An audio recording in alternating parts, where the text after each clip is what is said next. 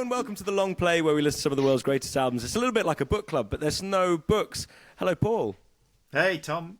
Happy Christmas. Happy Christmas. Yeah. Tom did not have a Christmas jumper for us, so he's had to wear his Santa hat. No. Great. And we're now joined by some friends of ours and seems to be friends of yours, the Heathen and the Holy, Tom and Fred. How's it going, guys? Great, thanks for having us. Great. Thanks for having us, Figgy. Oh, it's an absolute pleasure.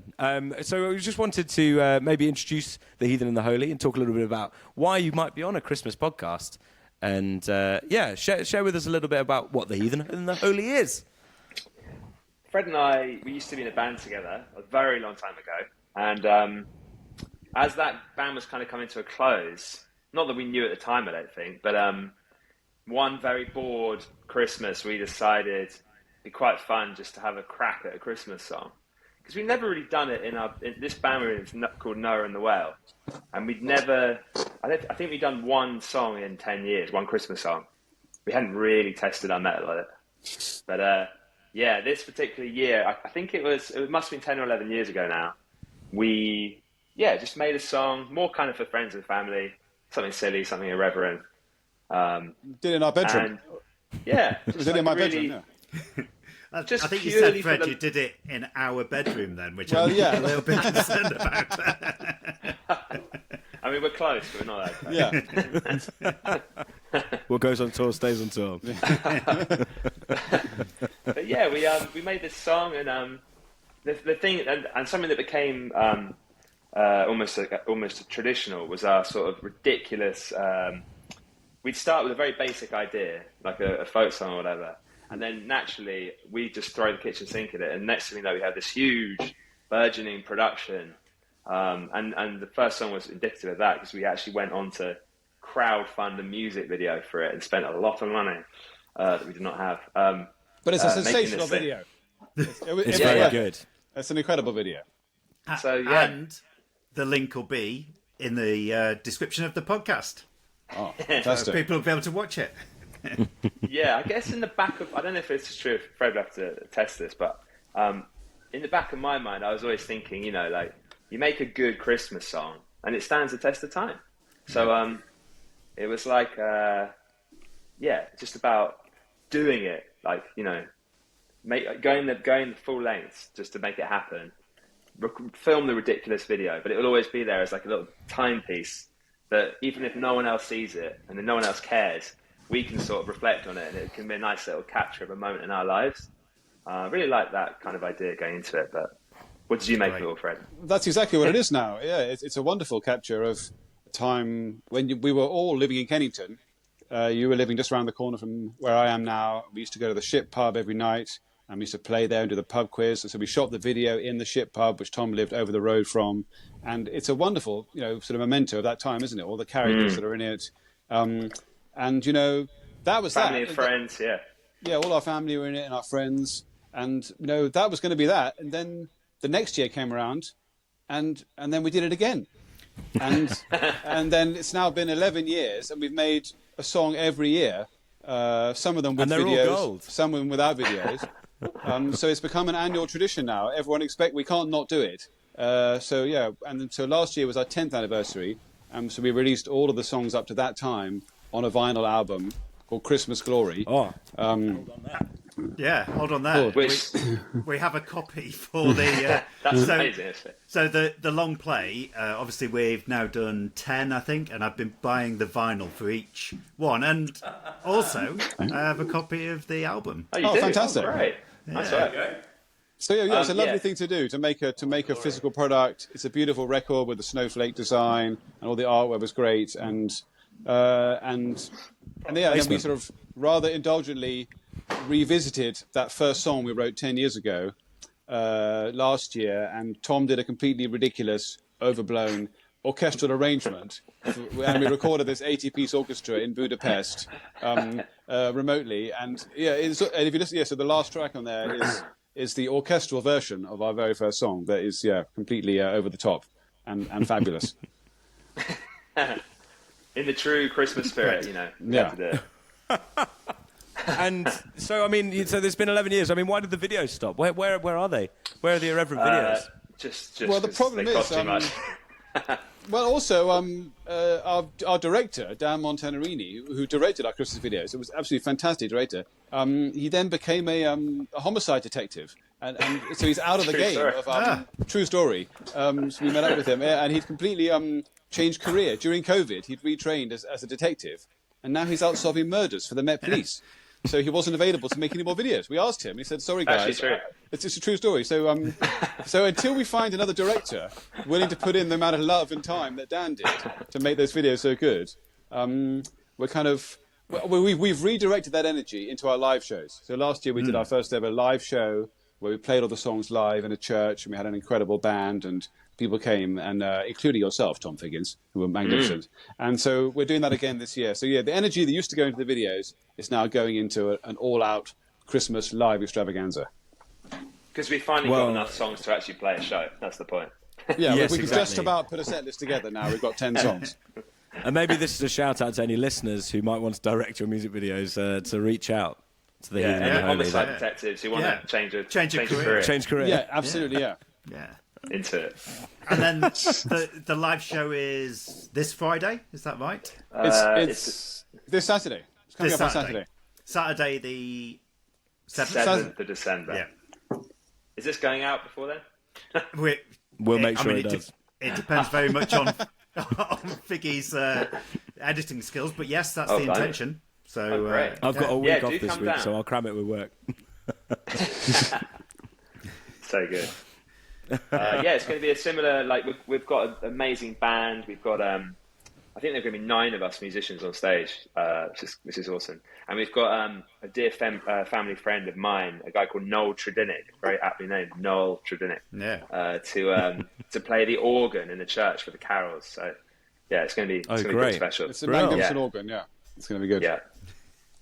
Fantastic. And there'll be plenty of booze and mince pies as well, for good measure. Well, I'm going to be driving back afterwards, so I mean, you can have mince pies. I'm gutted. I don't like them. I mean, this is very anti-Christmas, but I don't like a mince pie. What? Mate. Sorry. I'm hanging up now, that's it. He's out the band. I'm sorry. I'm just not wild on a mince pie. Really? But I don't really like sweet things in general. What's your take on mulled wine? Oh, I like a mulled wine. I had some mulled wine last night, in fact. Good man. I think if it's got booze in it, it's forgiven. Fair enough. So I sent some questions to the guys from the Heathen and the Holy to ask them a little bit of some silly, fun questions about who they might invite to their Christmas dinner, and also their favourite Christmas song. So I'm just getting the questions up here. Okay. So first I'll go to Tom. Okay, so what's the song which makes it feel most like Christmas to you? Can I have multiple songs here? I know that's kind of cheating, but just a couple. It's very hard to pick. Yeah, fine. Highlights for me would be Santa Claus is Coming to Town, but the Fred Astaire version. Oh, Okay. Never heard it. No. So that's the one that went along with. There was a film, like a stop time animation film in, I think it was the 70s, like early 70s, and Right. he plays. He has a little miniature made of him, and he plays a postman who I think he goes to. He basically explains the story of Santa, like Santa's backstory, basically. And at the end of it, he sings "Santa Claus is Coming to Town" as the moment right before Christmas. That With sounds his little good. character walking around. Do we think very that's available on the nostalgic. internet? Can we share? Do we think we'll be able to find it? YouTube, We'll have a look. probably. We'll have a dig. Yeah, and see if we we'll can have a find it. dig and see if we can put it in the show notes. I'm a big fan of the Springsteen live version of Santa Claus is Yeah, Coming that's to Town. great, yeah. Ooh, yeah. Yeah. That's And epic.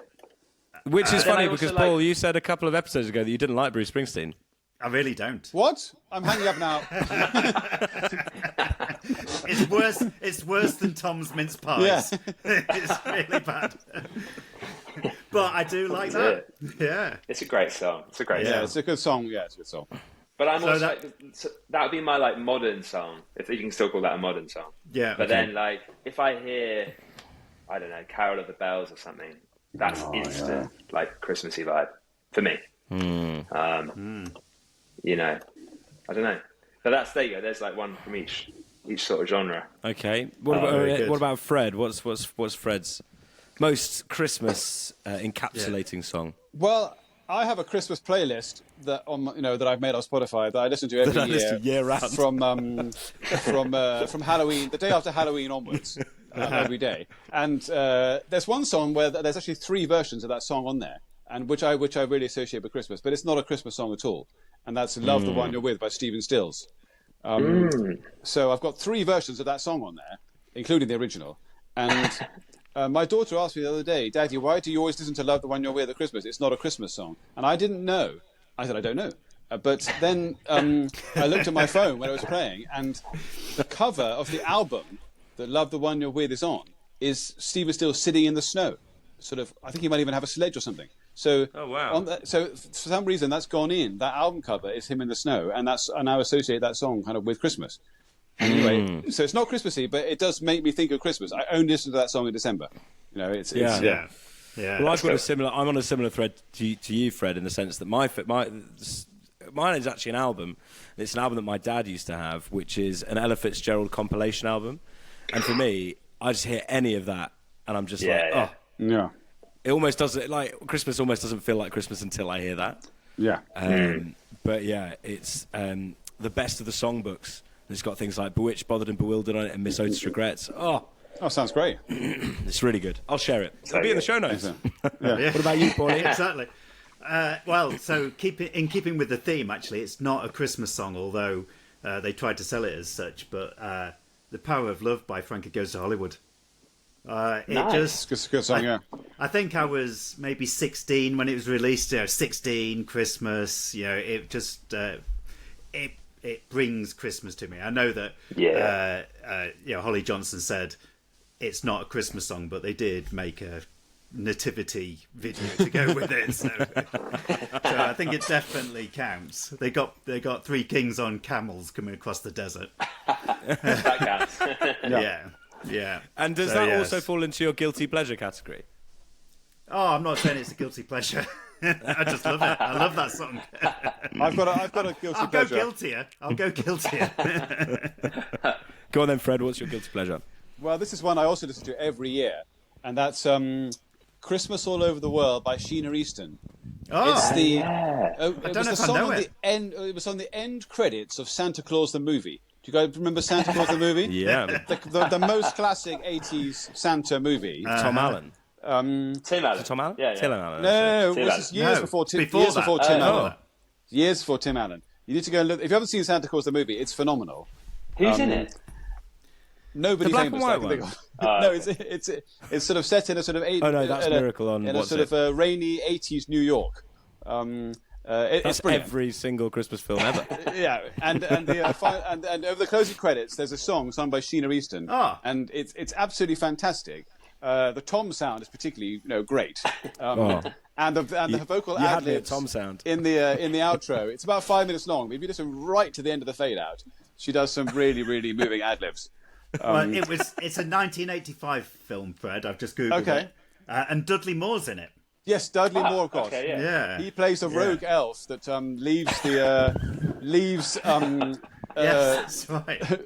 leaves the North Pole and goes to New York City to start up on his own as a toy maker. Yeah, gosh, it's almost the premise of Elf. It goes very bad. It goes very badly. The soundtrack score was composed and conducted by Henry Mancini. Yeah, it's an amazing sound. That's what I'm saying. It's an amazing soundtrack. Yeah. Yeah. So there you go. Mancini, you can't get better than that. Yeah, there you go. Well, gosh, very good. Tom, can you beat that? Guilty pleasure. Apart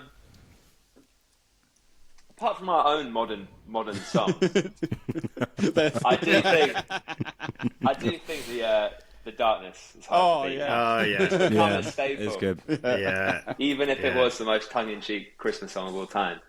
Yeah. No, that was the last great Christmas song. There's not been another one since then, is there? Yeah, and no other songs with a male appendage in the title. Yeah, exactly. No, that's I absolutely brilliant. love The Darkness. So good. Yeah. Yeah, that's probably quite a guilty pleasure.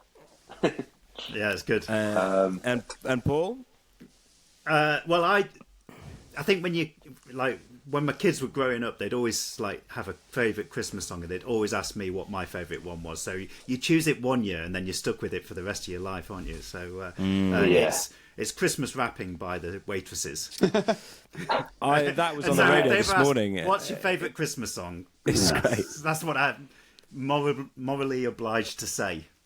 It's a great song. I really like it. That is a good track. Yeah, it's good. Yeah, It's probably got the loosest vocals I've ever heard on any popular music song ever. Like, it's literally it's like they wrote all the words down and then went, right, let's go, and just went, we're going to fit all these words into. It's bonkers, but I absolutely love it. It's great. Yeah. Mine is A Spaceman Came Travelling by Christa Berg. Oh yeah. Oh, I don't know. You don't know it? No, I think so. Oh my How's it god! going? It's got one of the most iconic hooks ever. Sing it, Figgy. I'm not singing it. You've got a mic. Come on, you got the mic right there. We had a big issue with the whole microphone thing, so it's not working. It wouldn't stop you from singing, Tom. Just turn the reverb up and blast it out. And that moves me on to my next segment. We'll get what the about to learn it before the show on Saturday. Yeah. And that's how your guilty pleasures come to haunt you. Yeah. And what about as a musician, what's the undisputed best Christmas song? Might not be a favourite. I've got a clear contender. I was actually talking to Fred about this when we were doing our rehearsals for the show on Saturday, and because we've always tried to crowbar in as many musical modulations and key changes into a single. I've been learning song. the guitar parts for the weekend. I know. Yeah, sorry about that. And there was one that I heard earlier last week, which I think takes the biscuit. Chestnuts Roasting on an Open Fire. Oh, yeah, the Christmas song. Amazing song. Like, lyrics aside, all that, so Christmassy, but the actual arrangement, the music is phenomenal. And his voice is incredible too. Just pure Christmas treacle. The vocal. What I think as well is in this sort of the way this kind of segment's going to pan out is like that's the gauntlet throw down, and now Fred, can you beat it and argue that it's better? Well, I'd say the greatest Christmas song of all time is Fairy Tale of New York. It can't really be beaten. It's an incredible song, incredible lyric, amazing arrangement, production, everything. And it still moves me to this day whenever it comes on. It's very good. It's very, very good. Paul, can you beat that? You guys? I think I noted down about 8 different tracks for it's hard. Yeah, I think I'm down to 2. Well, maybe I Believe in Father Christmas by Greg Lake. I love that's great. Song. Yeah, we love that one. Yeah. Yeah. Oh yeah, it's strong. So it was either that or Early Christmas Morning by Cyndi Lauper. Do you know Don't know that one. Oh, that's a. I know that one. Yeah. Go on, Paul. Sing it, Paul. It may not be on screen, but he's got a mic. Yeah, but also, out of all of us, I'm the one who definitely can't be singing on this.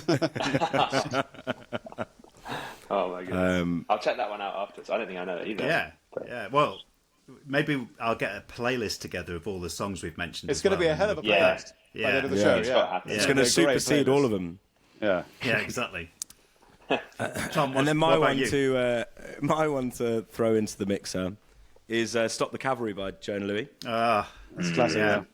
And not really because, like, I in my heart, I think all the ones that you've mentioned are probably better.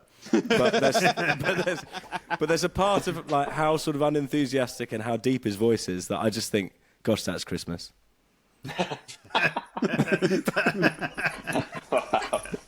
Do you know what I mean? That's dark. And I mean, it's and a brass band. I mean, I'm a sucker for a brass band at Christmas. Brass band any time. Really. So good. Yeah. That's something we've got to aim for, Fred, in the future. Sorry, I'm jiggling. I'm jiggling there. Got to steady me. Getting to making you laugh too hard. There we go. Yeah. We need to do a song that's just pure brass band arrangement. We talked about that before. Just pure Salvation Army brass, nothing else. Yeah. You heard it here first. Next year. Next year, Christmas maybe, 2025. Yeah. Although thinking ahead goes against our ethos as a band. We're very strict. We're a very seasonal band. You know, we can only form last 2 weeks of November. We're in the month of December. Plans can be made now. Advent. As long as they're forgotten by January. Yeah. Pickle yourself so much that you forget by New Year's. And then I came up with a rather silly segment, which was if you were going to invite 3 people of the music industry, alive or dead, for Christmas dinner, you know, who would be cooking, who might be singing, and who will probably have fallen asleep in front of the fire, who would it be? I appreciate that neither of you have prepared. I think cooking's an interesting one. Well, let's not beat around the bush. Cooking Christmas lunch is one of the biggest jobs of the year, right? Yeah. There's a lot of responsibility on your shoulders. Yeah. So you don't want anyone who's going to sort of bend under the pressure. If it's a hint, I chose McCartney. I think Linda. Yeah. Well, yeah. Exactly. It's an all vegan Christmas lunch. I'm not coming around to yours, Paul. Tell you that. I really hadn't thought this through, had I?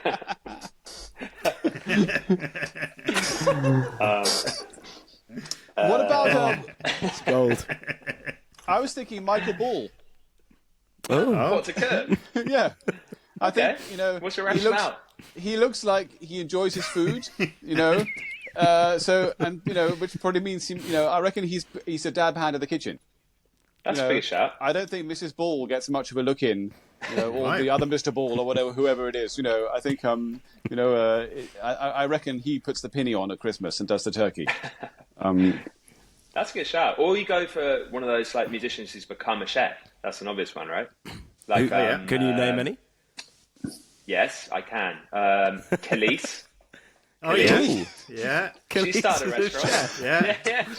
She did. As an entrepreneur or as a chef? As an entrepreneur. Does he taste stuff or does he cook it? Snoop? Yeah. Wait, who? Oh, Snoop. Snoop Dogg. Snoop Dogg's got his own cooking show. Actually, Snoop's a good shout. I think he'd be good, actually, yeah. Also, I bought for my niece Coolio's cooking book. Coolio, yeah, exactly. Yeah, it's real. All of these references are now coming thick and fast. I mean, I challenged you, Finny. Sorry. Coolio's my choice.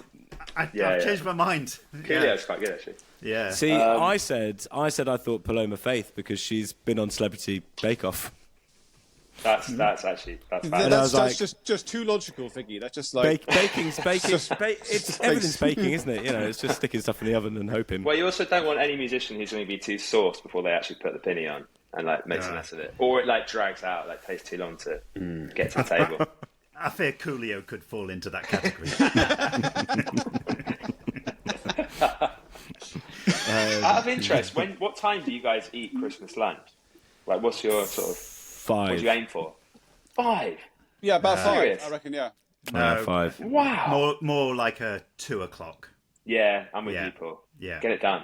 Well, it's an aim for 2, and then it doesn't actually happen until 4:30. That's what always happens. Fair enough. After numerous disasters in the kitchen, it ends up being 5:00. Absolutely.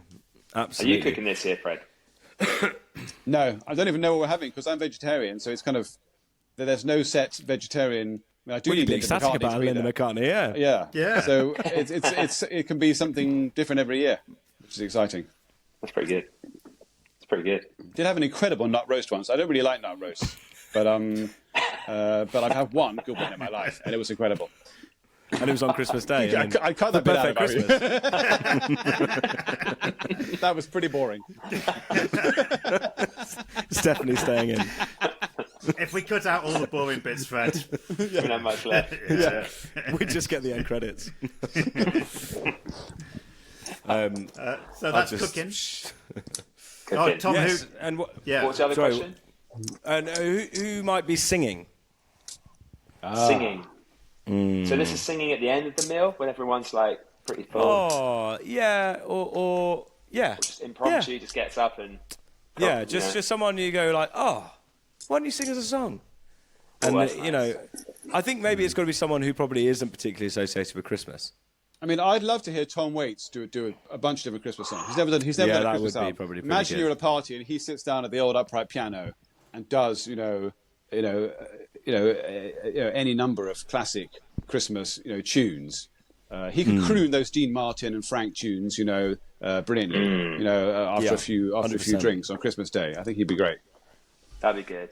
I like that idea of just like a piano and people go and sit down and play. I'd go for like really old school. I'd go a bit more light-hearted. I'd go for like Flanders and Swan. In the spirit of the Heathen and the Holy. Yeah, absolutely. Like a little comic light Christmas number at the end. Nice. Nothing too David heavy. Brent would probably be good for singing on Christmas Day. David Brent would be good. Yeah. What about you, Paul? Got anything? Well, I think if Coolio's cooking, maybe Mary J. Blige is. It's a hip hop Christmas at Paul's house. Exactly. That's literally Paul would want nothing more. Yeah. My Christmas is made. Yeah. And then after all the festivities, who would be asleep in front of the fire? Michael Ball. Who's? I think it's cooking. I mean, we all know that know that cooking Christmas lunch is hard work. So Yeah, it is. fair dues.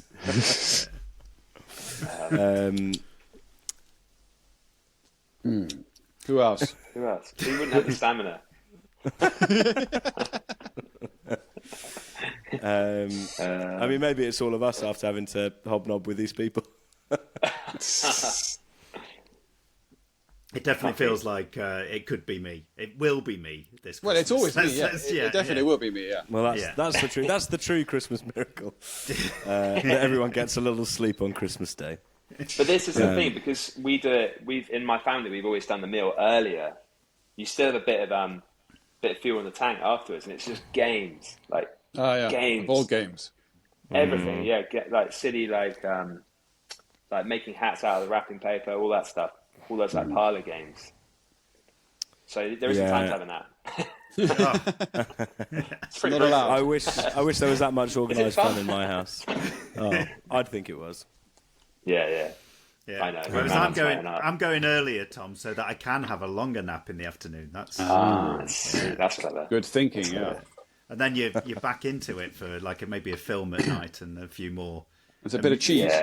Yeah, and a brandy flip. Glass of port. Yeah. Oh, yeah, nice. Yeah. Sounds pretty good. Well, lads, it brings me on to kind of saying, why don't you tell us a quick little bit about the Christmas song for this year? Yeah, this year we've got the song this year is called "The Heavenly Host." We don't have an exact release date yet, but it'll be in the next week or two, hopefully. And the theme this year is quite simple, really. It's if you want to feel Christmassy, the best and quickest way you're going to get there is by singing.